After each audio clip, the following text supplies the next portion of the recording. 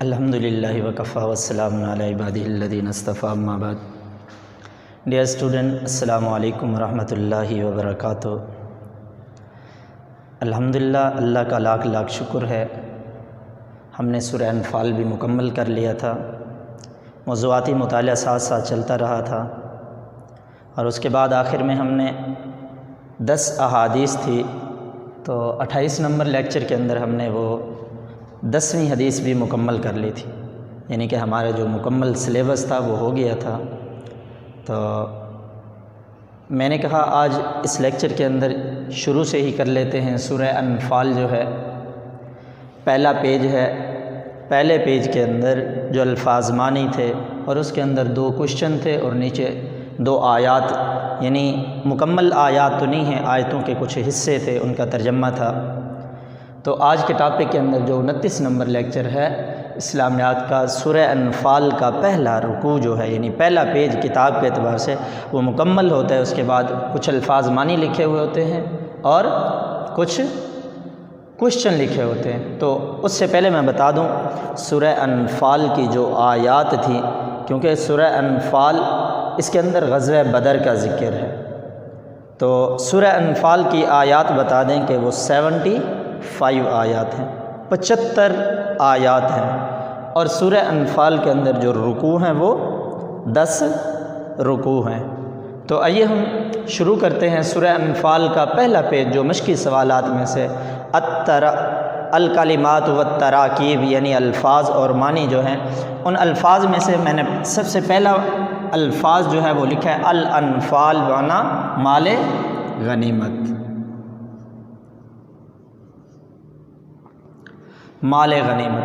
اصلحوا ذات بینکم، آپس میں صلح رکھو یا اپنے تعلقات کو درست کر لو، آپس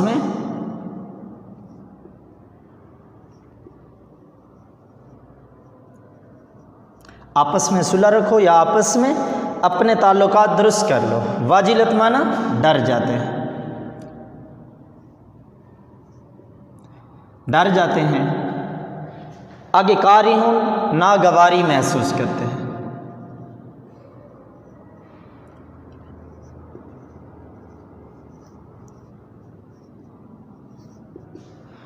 یساقون وہ ہانکے جاتے ہیں، وہ ہانکے جاتے ہیں۔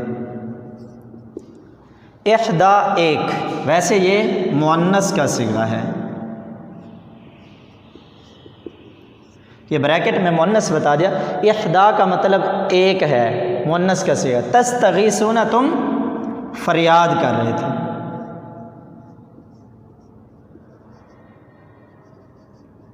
تم فریاد طلب کر رہے تھے، اللہ سے دعا مانگ رہے۔ مردفین لگاتار آنے والے، ایک دوسرے کے پیچھے آنے والے۔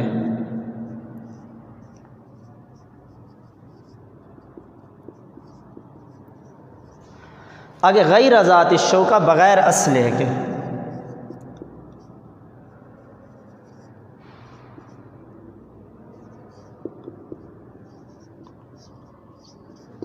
یعنی مسلمان چاہتے تھے ایسی جماعت سے ہمارا مقابلہ ہو جو بغیر قوت و اسلحے کے ہو، بغیر طاقت کے ہو، ان پر حملہ کرے اور ہمیں ان کا مال جو ہے وہ غنیمت کے طور پر حاصل۔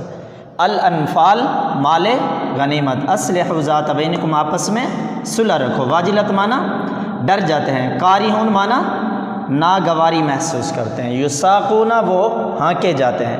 احدا ایک، یعنی اس کا معنی ایک ہے لیکن مؤنث کا صیغہ۔ تستغیثون تم فریاد کر رہے تھے۔ آگے مردفین ایک دوسرے کے پیچھے آنے والے، لگاتار آنے والے۔ غیر ذات الشوکہ، بغیر اسلحے کے، بغیر قوت کے، بغیر طاقت کے۔ اب اس کے مشکل سوالات میں سے پہلا کوشچن جو ہے، اس سبق میں مومنین کی کیا صفات بیان کی گئی ہیں؟ اس سبق میں مومنین کی کیا صفات بیان؟ آپ دیکھیں سورہ انفال کے اندر مومنین کی 5 صفات کا تذکرہ کیا گیا ہے۔ سب سے پہلی صفت اس کے اندر جو بیان کی گئی کہ جب ان کے سامنے اللہ رب العزت کا تذکرہ کیا جاتا ہے، اللہ کی وحدانیت کو بیان کیا جاتا ہے، تو ان کے جو دل ہیں وہ ڈر جاتے ہیں۔ انما المؤمنون الذین اذا ذکر اللہ وجلت قلوبہم، جب ان کے سامنے اللہ کا ذکر کیا جائے اللہ کی وحدانیت بیان کی جائے تو ان کے دل ڈر جاتے ہیں۔ دوسری صفت اس کے اندر کیا ہے؟ جب قرآن پاک پڑھ کر سنایا جائے، قرآن پاک کی تلاوت کی جائے، ان کے ایمان کے اندر اضافہ ہو جاتا ہے۔ وَعَلَىٰ رَبِّهِمْ يَتَوَكَّلُونَ، اور وہ اپنے رب پر بھروسہ رکھتے ہیں۔ تیسری صفت تھی وہ اپنے رب پر بھروسہ رکھتے ہیں۔ چوتھی صفت جو ہے اس کے اندر الذین یقیمون الصلاۃ، کہ وہ لوگ جو ہیں وہ نماز قائم کرتے ہیں۔ پانچویں صفت اس کے اندر جو بیان کی گئی وَمِمَّا رَزَقْنَاهُمْ يُنْفِقُونَ، جو اللہ رب العزت فرماتے جو ہم نے مال دیا ہے، جو رزق دیا ہے، اس رزق میں سے نیک کاموں میں کیا کرتے ہیں؟ خرچ کرتے ہیں۔ یعنی جس آدمی کے اندر یہ 5 صفات پائی جائیں گی، جب اللہ کا ذکر کیا جائے تو ان کے دل ڈر جاتے ہیں، جب قرآن پاک پڑھ کر سنایا جائے ان کا ایمان بڑھ جاتا ہے۔ تیسری صفت اپنے رب پر بھروسہ رکھتے ہیں۔ چوتھی صفت نماز قائم کرتے ہیں۔ پانچویں صفت اللہ کے دیے ہوئے مال میں سے نیک کاموں میں کیا کرتے ہیں؟ خرچ کرتے ہیں۔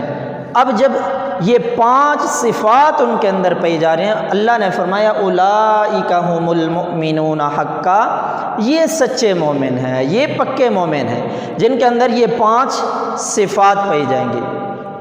تو یہ ہے اس سبق میں مومنین کی کیا صفات بیان کی گئی۔ مومنین کی سورہ انفال کے اندر 5 صفات ذکر کی گئے۔ سب سے پہلی صفت جب اللہ کا ذکر کیا جائے ان کے دل ڈر جاتے ہیں۔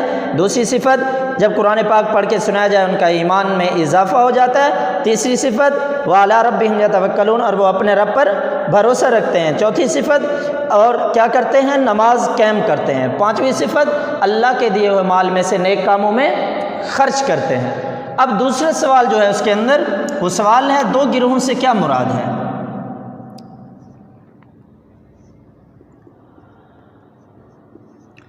2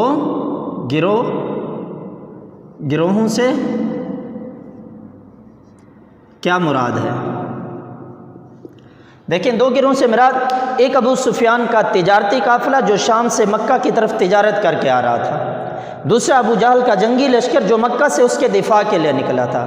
اس سے یہ 2 گروہ، ایک ابو سفیان کا تجارتی قافلہ، دوسرا ابو جہل کا جنگی لشکر۔ ابو سفیان کا تجارتی قافلہ وہ شام سے مکہ کی طرف تجارت کر کے آ رہا تھا، سامان تجارت ساتھ تھا، اور ابو جہل کا جنگی لشکر جو ہے وہ اس تجارتی قافلے کے دفاع کے لیے مکہ سے نکلا تھا۔ اس سے 2 گروہوں سے مراد یہ 2 گروہ ہیں۔ آگے تیسرا کوشچن جو ہے اس کے اندر 3 حصے ہیں آیتوں کے۔ پہلی آیت ہے فَاتَّقُوا اللَّهَ وَأَصْلِحُوا ذَاتَ بَيْنِكُمْ، پس اللہ سے ڈرو اور آپس میں صلح رکھو۔ کیا ترجمہ ہے؟ فَاتَّقُوا اللَّهَ، پس اللہ سے ڈرو، وَأَصْلِحُوا ذَاتَ بَيْنِكُمْ، اور آپس میں صلح رکھو، آپس کے تعلقات کو درست رکھو۔ کس وجہ سے اللہ کہہ رہے ہیں؟ ایک تو میری ذات سے ڈرنا ہے، دوسرا جب تک تمہارے اندر اتحاد و اتفاق رہے گا تم دنیا پر غالب رہو گے۔ اگر تمہارے اندر اتحاد و اتفاق ٹوٹ گیا تو آپ کے اندر جو اتحاد و اتفاق تھا ٹوٹنے کی وجہ سے کافر تم پر کیا ہو جائیں گے؟ حاوی ہو جائیں گے، تم مظلوم بن جاؤ گے، وہ ظالم بن کر تم پر حملہ کرتے رہیں گے۔ اس وجہ سے کیا کہا؟ فَاتَّقُوا اللَّهَ وَأَصْلِحُوا ذَاتَ بَيْنِكُمْ، اللہ سے ڈرنا ہے اور آپس میں کیا رکھنی ہے؟ صلح رکھنی ہے۔ اب اس کا دوسرا حصہ، یہ تو الف جز آیت تھی، بے جز ہے اطیعوا اللہ ورسولہ ان کنتم مؤمنین۔ اطیعوا اللہ، اللہ کی اطاعت کرو، ورسولہ، اللہ اور اس کے رسول کی اطاعت کرو، ان کنتم مؤمنین، اگر تم کیا رکھتے ہو؟ ایمان رکھتے ہو۔ اطیعوا اللہ ورسولہ ان کنتم مؤمنین، اللہ اور اس کے رسول کی اطاعت کرو اگر تم کیا رکھتے ہو؟ ایمان رکھتے ہو۔ یعنی ہمارا اٹھنا بیٹھنا کھانا پینا سونا سب کچھ اللہ اور اس کے رسول کے اطاعت میں ہو، یعنی اللہ رب العزت کے احکامات کی ادائیگی، رسول اللہ صلی اللہ علیہ وسلم کے طریقے کو اپنی زندگی کا محور بنانا ہے، اپنی زندگی کا نصب العین بنانا ہے۔ آگے تیسرا حصہ جو ہے یعنی کہ الف جز ہو گیا، بے جز اور جیم جز۔ جیم جز کے اندر وَإِذَا تُلِيَتْ عَلَيْهِمْ آيَاتُ زَادَتْهُمْ ایمانا، یہ مومنین کی صفات میں سے دوسری صفت ہے کہ جب قرآن مجید پڑھ کر سنایا جاتا ہے ان کا ایمان بڑھ جاتا ہے، ان کے ایمان کے اندر کیا ہو جاتا ہے؟